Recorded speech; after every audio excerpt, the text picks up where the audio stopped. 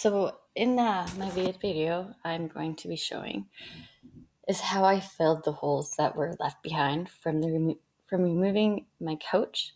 The couch was bolted in through the floorboards, and I could not get the bolts removed, so I had to resort to using my Dremel to cut out the bolts.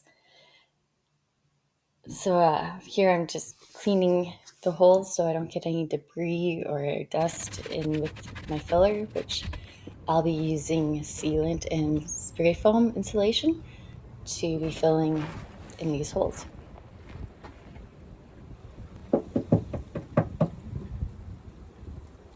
So I'm going to put tape on first to hold the spray foam and the sealant from leaking out through the bottom.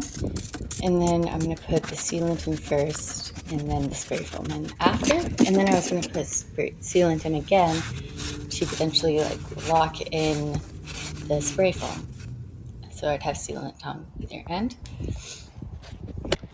However, this didn't really work the way I had hoped. So right now I'm just putting up the tape. And then also behind my passenger, my driver seat, I have pretty big holes. My phone died before I got to show you or to do the video of behind the driver's seat, but I still have behind the passenger left. So I will do a video on that one. So right here, I'm just putting the sealant in. And then I should have waited for the sealant to dry, but I'm impatient and I didn't. So I put the spray foam in next when it was still wet. And then I did this in the other spot as well, and also behind the driver's seat. And then there's one hole that I just put sealant in because it's the hole that I actually managed to get the bolt out of. So that's the hole right there. So it's just a small one, so I just put some sealant in. I also don't have a caulking gun, which would have made this a lot easier if I had. So I highly suggest a caulking gun. I am going to buy one for sure.